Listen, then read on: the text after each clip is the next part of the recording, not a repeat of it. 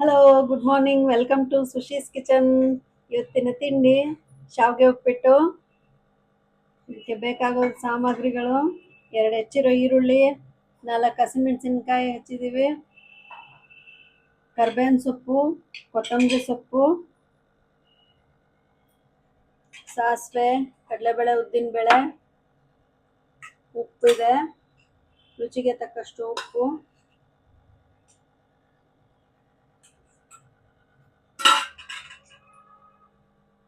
ತೆಂಗಿನಕಾಯಿ ತುರಿದಿರೋದಿದೆ. ಈಗ ಮಾಡೋ ವಿಧಾನ: ಸ್ಟವ್ ಹಚ್ಚಿ ಒಂದು ಬಾಣಲೆ ಇಡಬೇಕು. ಸ್ವಲ್ಪ ಸನ್ಫ್ಲವರ್ ರಿಫೈಂಡ್ ಆಯಿಲ್ ಹಾಕಿದ್ದೀವಿ. ಅದಕ್ಕೆ ಸ್ವಲ್ಪ ತುಪ್ಪ ಮಿಕ್ಸ್ ಮಾಡಿದ್ದೀವಿ. ಈಗ ಸಾಸಿವೆ ಸಿಡಿಸ್ತಾ ಇದ್ದೀವಿ. ಈಗ ಸಾಸಿವೆ ಸಿಡಿದ್ಮೇಲೆ ಕಡಲೆಬೇಳೆ, ಉದ್ದಿನಬೇಳೆ ಹಾಕಬೇಕು.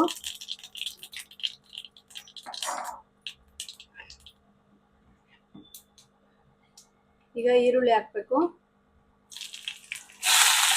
ಈರುಳ್ಳಿ, ಹಸಿಮೆಣಸಿನ್ಕಾಯಿ, ಕೊತ್ತಂಬರಿ ಸೊಪ್ಪು, ಕರಿಬೇವು ಎಲ್ಲ ಹಾಕಬೇಕು.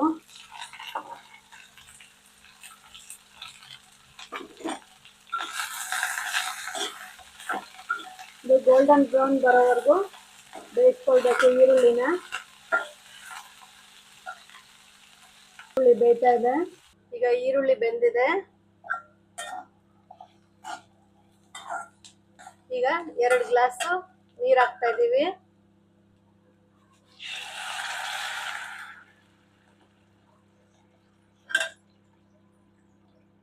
ನೀರು ಕುದಿ ಹತ್ತಿದ ತಕ್ಷಣ ಶಾವಿಗೆ 1 ಗ್ಲಾಸ್ ಹಾಕ್ಬೇಕು. ಈಗ ಶಾವಿಗೆ 1 ಗ್ಲಾಸ್ ಅಂದ್ರೆ 2 ಗ್ಲಾಸ್ ನೀರು ಹಾಕ್ಬೇಕು.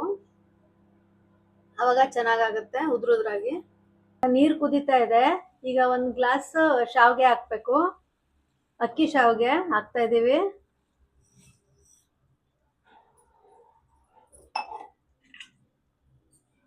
ಚೆನ್ನಾಗಿ ತಿರುಗಬೇಕು.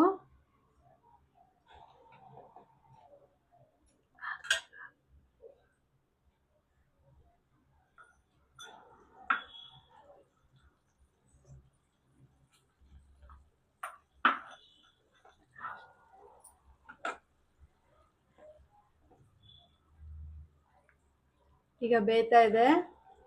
ಉಪ್ಪು ಹಾಕ್ತಾ ಇದೀವಿ. ರುಚಿಗೆ ತಕ್ಕಷ್ಟು ಉಪ್ಪು ಹಾಕೊಳ್ಳಿ. ಈಗ ನೀರೆಲ್ಲ ಇಂಗ್ತಾ ಇದೆ. ಈಗ ಸ್ವಲ್ಪ ತೆಂಗಿನಕಾಯಿ ಹಾಕೊಳ್ಬೇಕು.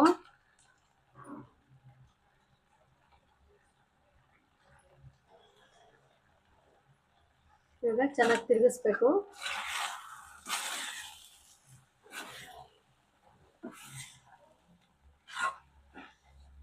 ನೀರೆಲ್ಲ ಹೋಗಿದೆ.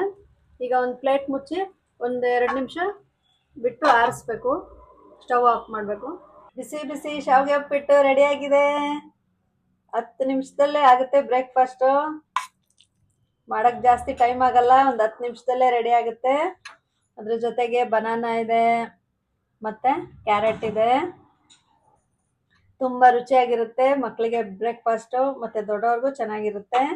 10 ನಿಮಿಷದಲ್ಲಿ ಫಾಸ್ಟಾಗಿ ಮಾಡ್ಕೊಳ್ಬೋದು. Thank you.